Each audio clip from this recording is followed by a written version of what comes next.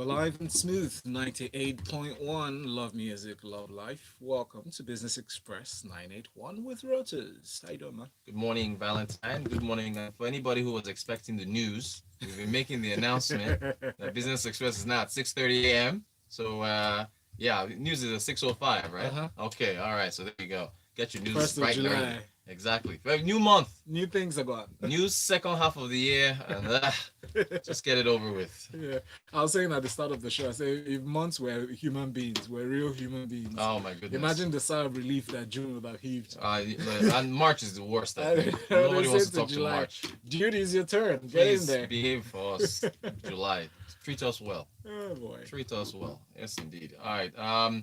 So numbers for messages. Yes. WhatsApp 0809 on Twitter at Smooth981FM. Use the hashtag Business Express 981 and we're streaming live on YouTube so you can watch. Yes. Folks, how do we feel about the postponement of the tariff increase to the first quarter of 2021?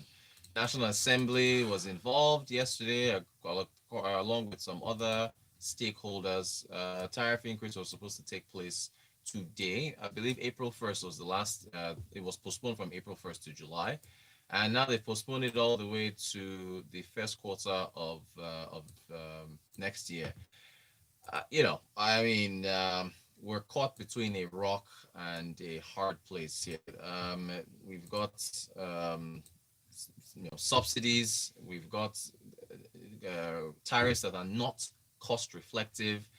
And there's enough blame to go around, right? The regulators, blame should be applied to them. The discos, look at how they've frankly abused the estimated billing, the slow rollout of meters, the levies for customs to bring in the raw materials and the items needed, the components for meters, because the government is pushing for them to be locally produced. And then you and I, the blame has to go to you and I as well. There are those of us that are not paying for power. We're bypassing, resorting to violence when power officials come to either disconnect or try to make sure we're paying.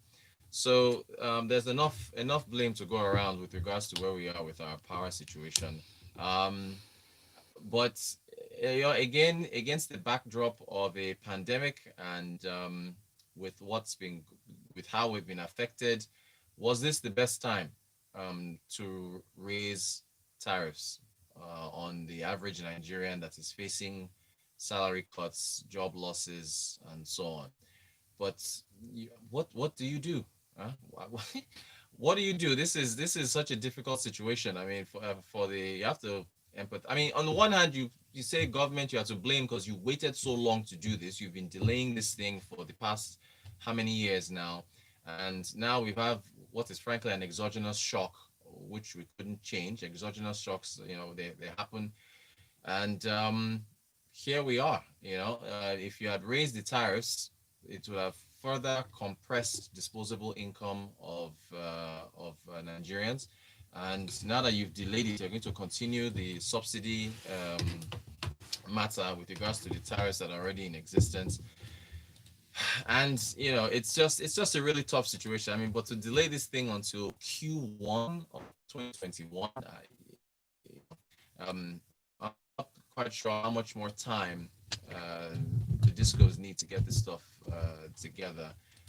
But we're not doing ourselves any favors. Every delay leads to more cost for government with regards to what is being paid for tariffs. So the power situation, I just don't know. At this point, there's so many challenges that one has to look at. You just almost, you tell yourself that if you were in the government shoes, what would you do? Would I have pushed forward with the tariffs yesterday? Um, I don't know.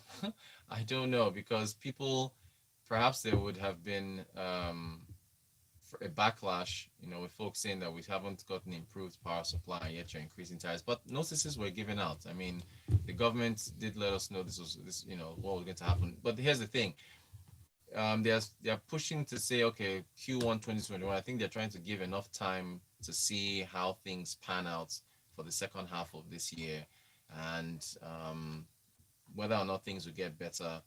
But then, I mean, who knows? Look at the cases. Look what's happening. The cases are spiking again overseas. The World Health Organization's Director General, Tedros Ghebreyesus, came out and said that the worst is yet to come. I mean, with everything we've been through so far, this just horrible, forgettable year over the last 6 months, for him to come out yesterday and say that the worst is still yet to come. Anthony Fauci, the CDC, or is it the Director General of Infectious Diseases in America, said they might be seeing 100,000 cases daily. And of course, the World Health Organization had said it's because there's a lack of coordination between nations. The EU, by the way, they've apparently only allowed 14 countries to fly in to the European Union. The US is excluded. Apparently, Nigeria is excluded as well. So they're trying to protect themselves. Even within the United States itself, the tri-state area, Connecticut, New York and New Jersey, I think those three states, the governors there, since they've managed to, temper things down, they are now requesting that people who flying from elsewhere in the United States into their states have to quarantine for 14 days. So you take all this, and if things get worse, the issue is it means that this is now extended, and you're seeing it everywhere. South Africa's Q1 GDP came out yesterday, contracted by 2%. They have been in recession now since late last year. Kenya grew. I think Kenya grew at 4.1%, but they've been hit hard. Kenya exports like flowers, but flower industry, their sales are hit by like 13-14%. Agriculture, everywhere you go, the Fitch, the rating agency, came out and said that sub-Saharan debt is rising at a very alarming pace, because countries that are already indebted before the pandemic are now seeking more funds, and they're now having to their debt to GDP ratios are rising. It's just one bit of news after another, and so at this point, when do you raise the tariffs? If you continue to, now this extra delay now for the next 6 months means that the subsidy continues, it drains funds. I don't know. So But again, I still haven't answered it. What will is you it do, Val? working? What will you do? It's not working. Yeah, but what will you do? I mean, my conscience would allow me to increase tariffs when I know that things are not working perfectly. Like if Yeah, but then you're it's delivering a costing. service, first of all, Yeah, besides, this situation is something that they can help, right? In the sense that these guys have the liberty to issue, like, to force any increase and force it on the customers to pay, right. because Nigerians have no option but to depend on them.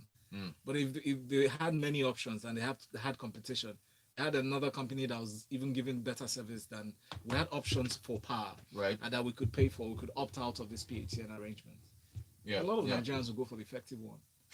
So But- before you increase tariffs, why not provide a service and make sure the Yeah, but you see, the problem is that providing the service costs money. So the discos, if you look at the discos, for me to provide the service to the end user, you and I and everybody listening now, we have to pay them for the service they are providing. I don't So blame them, if though. we're not, I blame the people that give the licenses. well, All if these we're not, if checks we're have not been paying, done. so the thing is, there's a value chain, and the value chain has to be, it has to be effective. So if there's one break in the value chain, then the whole thing collapses. And that's where we are. What is right business? Demand and supply. Now. Yeah, that's What what are I'm they saying. supplying? Yeah, so there's problems with supply because again, the Gencos, the people who provide the gas, they're buying it at the rates at which they're buying it, excuse me, Sorry about that. is in dollars. Mm.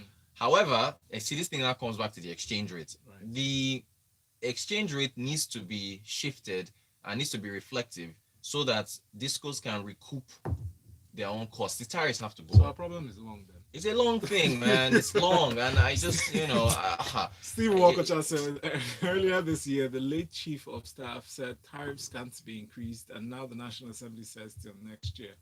Perhaps only the World Bank will force us to implement the increase. That's actually a very good point. That's Steve on YouTube. On YouTube, I yes. hear, Business Day is writing, their headline here says that the World Bank is adamant that they will not give us this $1.5 billion that we've said we'll expect unless we unify the rates. I don't know how believable the headline is, but I'm reading it. They're saying you must unify those rates before I give you this 1.5 billion. So apparently they're writing here that there was some late night meetings yesterday between Minister of Finance, CBN governor. I don't know, yeah, no one else is reporting it, but they've said that because they came out and said that we would. This was we talked about it now last week or so. That yes, so we will. Well, the CBN governor said we will move towards unifying the exchange rate, but that thing affects everything. It affects the cost of power. It affects PMS prices as far as how much we import, the cost at which we import fuel coming into refined crude coming into the country.